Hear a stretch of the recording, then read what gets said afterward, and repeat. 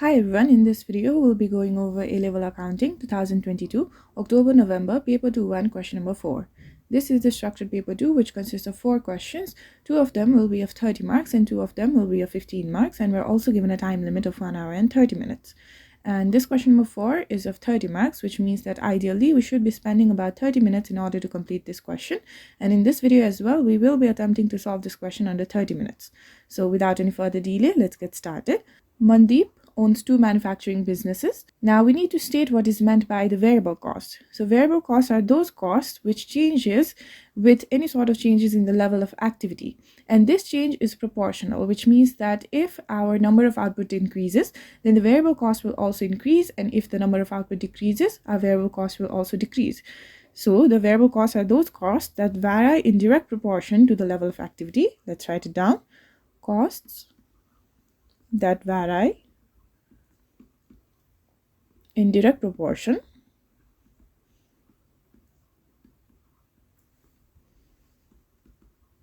to the level of activity.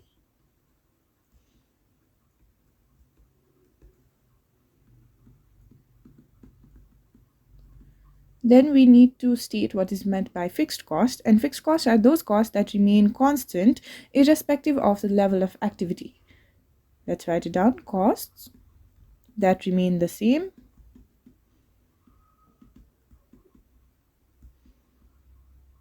irrespective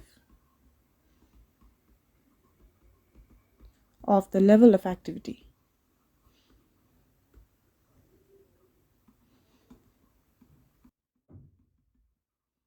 Then thirdly, we need to state what is meant by semi-variable cost. As the name suggests, these are the costs that are partly fixed and partly variable. Let's write it down. Costs that are partly fixed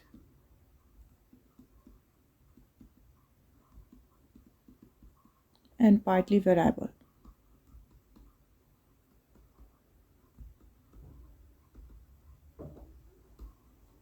Okay, this concludes the first part. We can now move towards the second one. We're given additional information. One of Mandeep's businesses manufactured 3 products, S, T, and V. The following monthly budgeted information is available for December 2022. So we're given the selling price per unit, contribution per unit, and the maximum monthly demand. And we're also told that the budgeted fixed overheads are absorbed at 14 per unit based on maximum monthly demand. So the maximum monthly demand is given to be 80 units for S, 50 units for T, and 75 units for E. Let's figure out the total maximum monthly demand for all 3 products. That will be the sum of 80 plus 50 plus 75. That will be a total of 205 units. Now let's figure out the total fixed cost. We're told that fixed overheads are absorbed at 14 per unit based on maximum monthly demand. So the total fixed cost is just going to be this absorption rate times our maximum monthly demand. In this case, that's 14 times 205, which results in the value of 2,870. Now for the second part, we need to calculate the total maximum contribution and also total maximum profit that Mandeep can earn in December 2022. We already have the contribution per unit. So in order to figure out the total contribution for each of these 3 products, we just need to multiply their individual contribution per unit with their maximum monthly demand. So let's create a statement. We'll start with our first product S. We can see that our contribution per unit is 41.50. And the total maximum monthly demand is 80 units. So the total contribution for S is just going to be 41.50 times 80, which results in the value of 3,320. Now we repeat the same process for T. We can see that the contribution per unit is 45 and the maximum monthly demand is 50. So that will be 45 times 50, which results in the value of 2,250. Now for V, we have our contribution per unit of 55.20 and the maximum monthly demand of 75.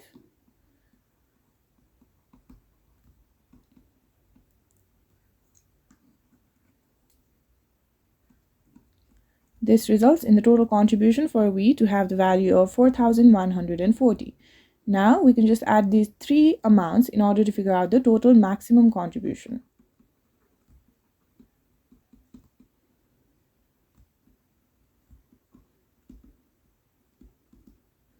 In this case, that's going to be 3,320 plus 2,250 plus 4,140, which results in the amount of 9,710. And we're also asked to figure out the total maximum profit. And the maximum profit is just the difference between maximum contribution and our fixed cost, which we just figured out to be 2,870. So let's write it down. The fixed costs are of 2,870, and we need to subtract it from our total maximum contribution in order to figure out the total maximum profit.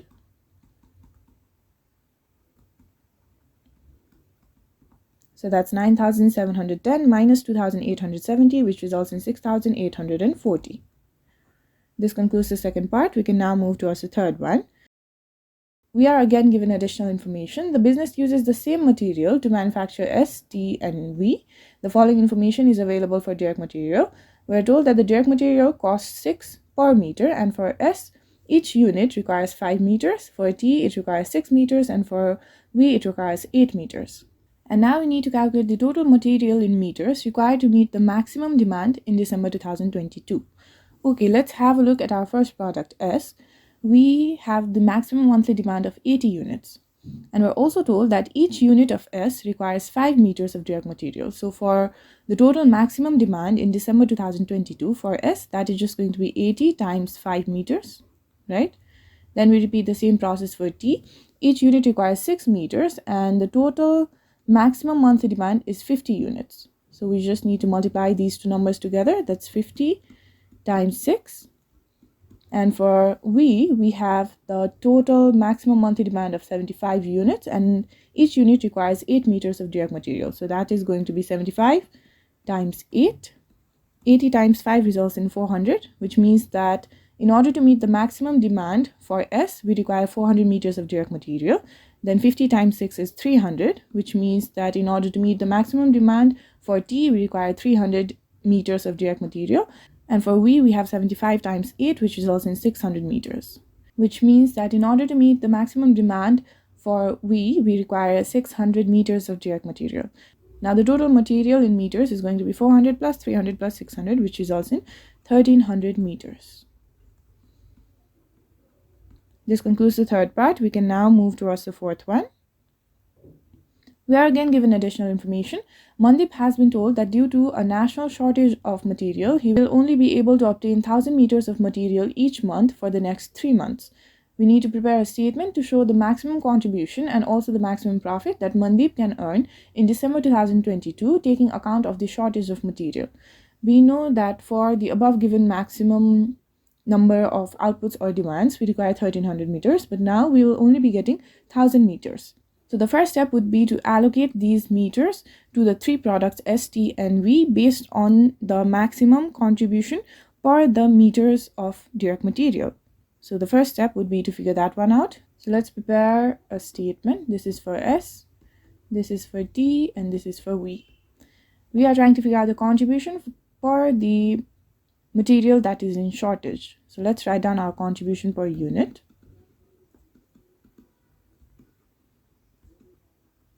We are given its value above.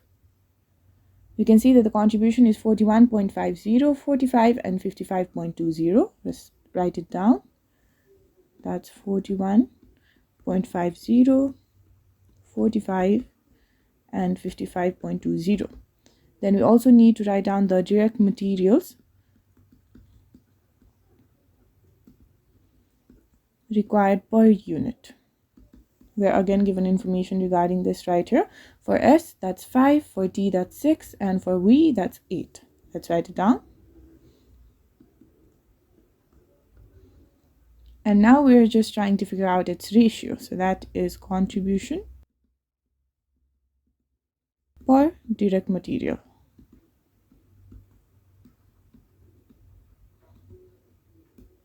For S, that's 41.50 divided by 5, which results in value of 8.30.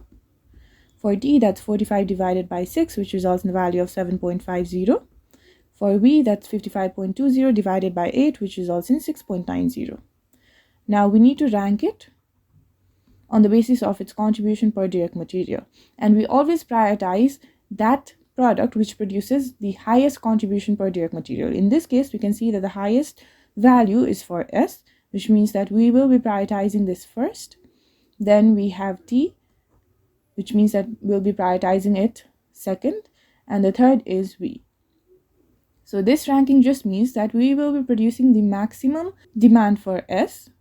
Then with the remaining materials, we will try and produce the maximum demand for T if it sustains, and if it does not sustain the full demand, we will try to make as much as possible. And if there is still some remaining material left, then we will produce V. Let us also figure out the total materials that we will be utilizing for each of these three products. If we have a look above, we already figured out that in order to meet the maximum demand for S, we require 400 meters. And we have a total of 1000 meters, which means that we can easily utilize 400 for S and produce its maximum monthly demand. Then for T, in order to meet the maximum monthly demand, we require 300 meters of direct material. And out of the 1000, because that's the total we're getting, we already utilized 400 for S, which means that now the remaining material is 1000 minus 400, which is 600, and it can easily sustain the 300 meters, which means that we can utilize 300 meters and produce the total maximum monthly demand for the product T. Now, we've already utilized 300 out of 1000, so the remaining material is 1000 minus 400 minus 300, which is 300. So now we have only 300 meters of materials to produce whatever units we can for V, right? So that's 300. Now let's also figure out the number of units that we can produce by utilizing these total materials. We already figured out that for S and T, we will be producing the maximum monthly demand, which were given to be 80 and 50. Let's write it down. But for V, we can only utilize 300 meters. And if we take a look above, we can see that each unit requires 8 meters, right? So with 8 meters, we can produce 1 unit. With 1 meter, we can produce 1 by 8 unit. This is just a simple unitary method. And we have a total of 300 meters available for V, which means that we can produce 1 by 8 times 300 units. This results in the value of 37.5 units. But we cannot produce 1/2 unit. So the total units that we will be producing will be 37. Let's write it down. Now, based on these information, we need to prepare the same statement that we prepared in question B to figure out the maximum contribution and the maximum profit. Let's create a statement. We will start with figuring out the total contribution for the three products S, T, and V. For S, we'll be producing 80 units, and the contribution per unit is 41.50, which results in the total contribution for S to have the value of 3,320. Then for T, we'll be producing 50 units, and the contribution per unit is 45. This results in the total contribution for T to have the value of 2,250. And for V, we'll be producing 37 units. And we can see that our contribution per unit is 55.20. This results in the total contribution for V to have the value of 2,042.40. Now, if we add these three amounts, we'll get our total maximum contribution.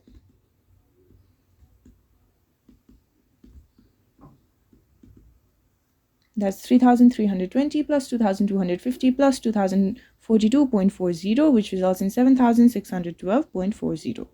Now, the next step would be to subtract our fixed costs from the total maximum contribution in order to figure out the total maximum profit.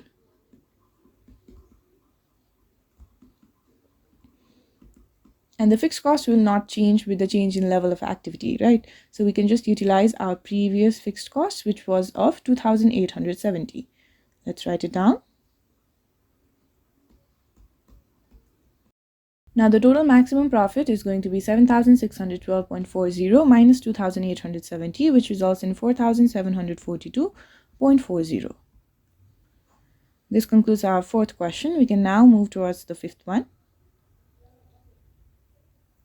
We are again given additional information. Mandip made inquiries and found an overseas supplier who would be able to provide enough material to meet his requirements each month. Mandip has never used this supplier before, So this is a new supplier, and he has been assured that the material will be of a similar quality to his current supply and that the price would be $5 per meter. Let's have a look above. Previously, our price was $6 per meter. So there is going to be a decrease in the price per meter. Now we need to advise Mandeep whether or not he should purchase all future supplies of material from the overseas supplier. So the very first thing is that if he purchases the supplies from the overseas supplier, he will be able to produce the full maximum demand. Let's write it down. If he purchases from the overseas supplier,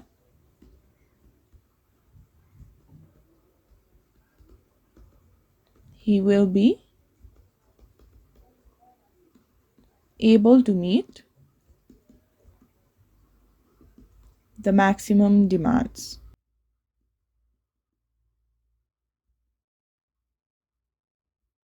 Secondly, there is also a decrement in the price per meter, right? So let's figure out the decrement in price.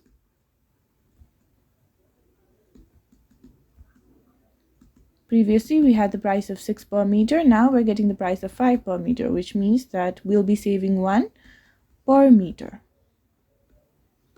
And if you calculate it with our full direct material, that is going to be 1300 times 1, which results in 1300.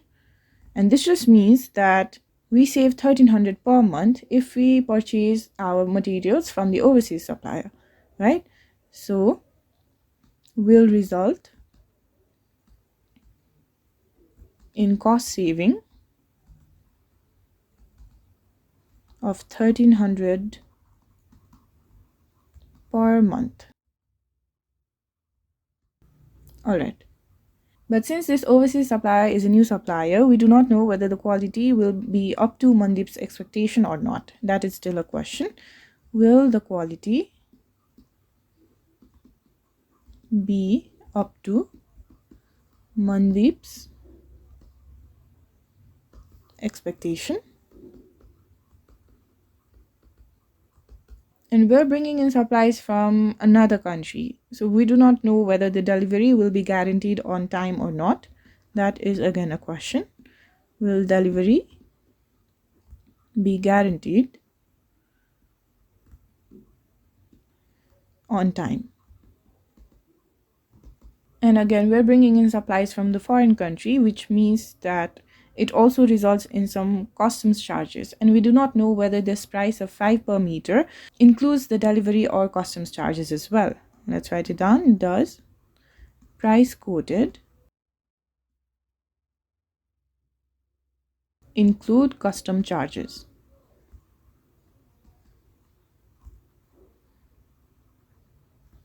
But if we were to stick to our existing supplier, then that would mean that we cannot meet our maximum demand. Let's write it down as well.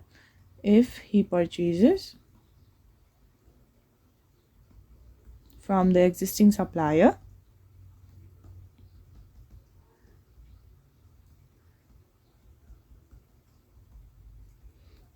he cannot meet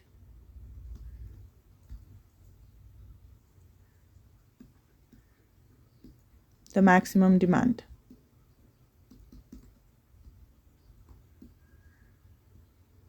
And if he's not able to meet the maximum demand, he will also have to bear some losses in revenues and profit. Let's write it down. He will have to bear losses in revenue and profit.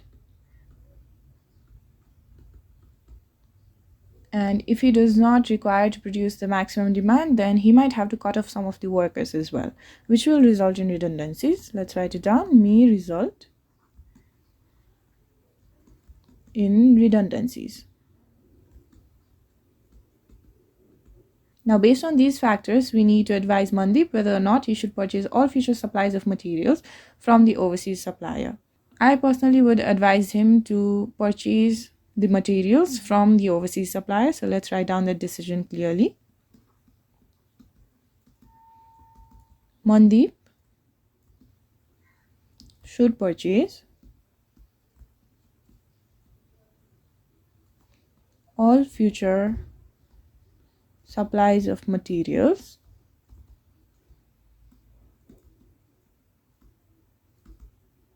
from the overseas supplier.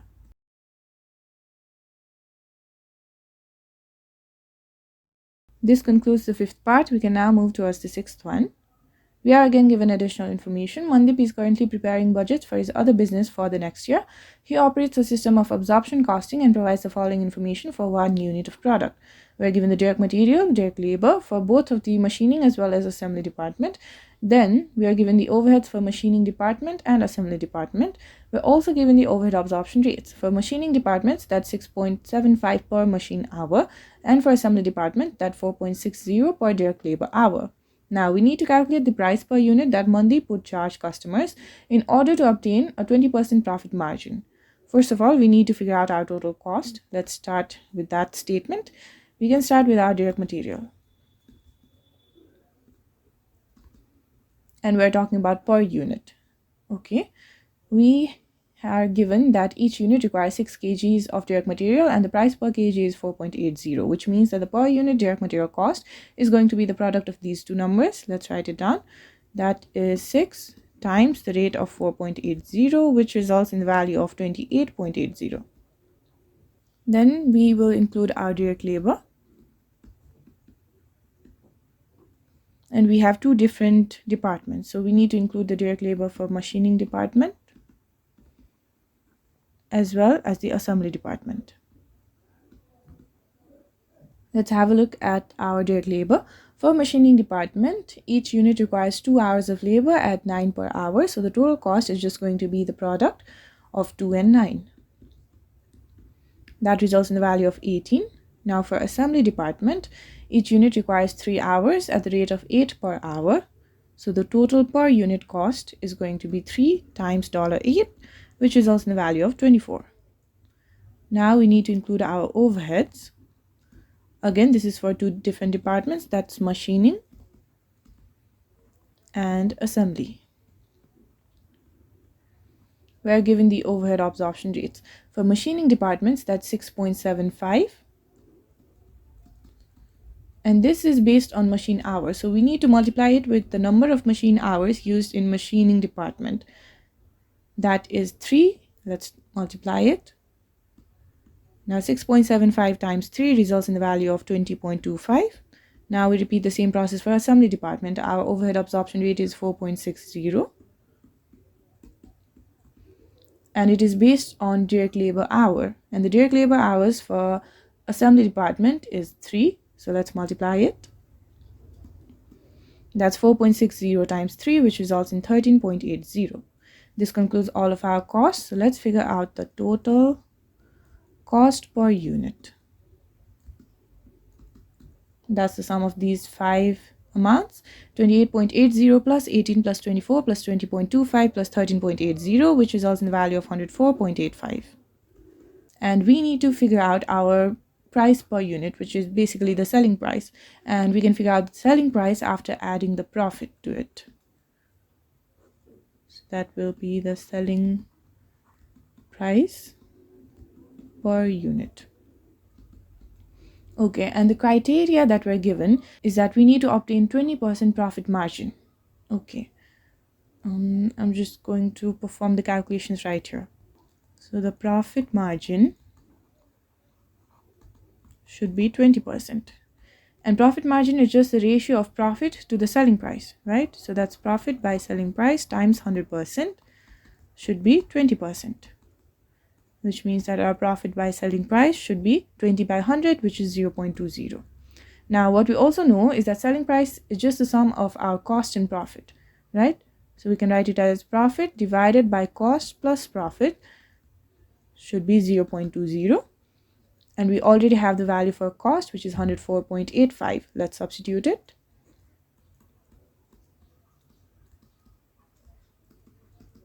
Now let's multiply this to the other side.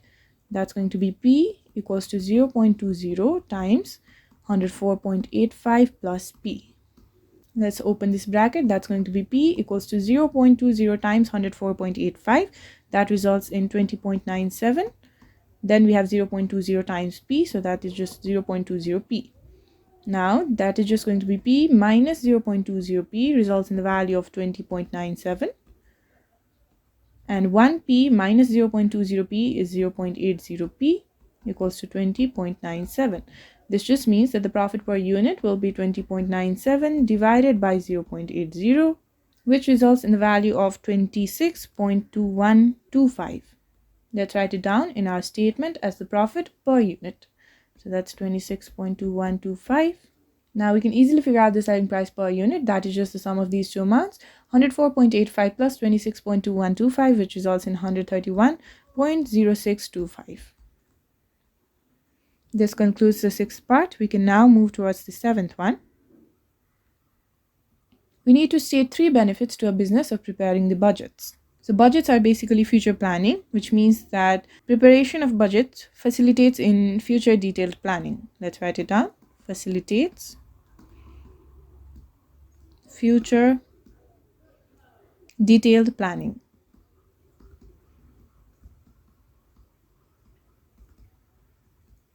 Then second one is that it might encourage communication between departments, because each departments need to set the budgets, and while doing so they need to divide the resources among them, which will definitely encourage the communication. So encourages communication between departments.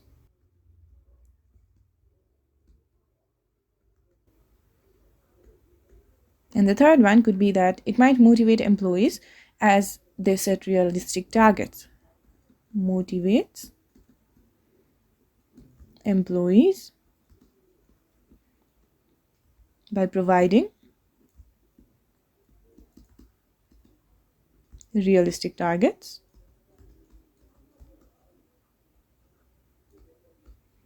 This concludes the seventh question. We can now move towards the eighth one. We need to state 2 limitations of budgetary control. So the very first limitation is that it is based on estimates and it might not be accurate to our actual data. So based on estimates.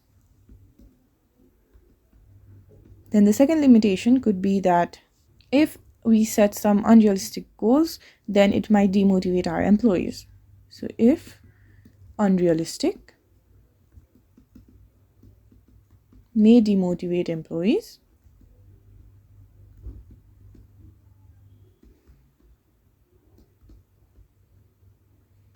This concludes the 8th question as well as the entire question number 4 of 2022 October-November paper 2-1. If you found this video useful, make sure you like the video and leave a comment below, and make sure you're subscribed to the channel and hit the bell icon so that you do not miss any of these videos in the future. Thank you.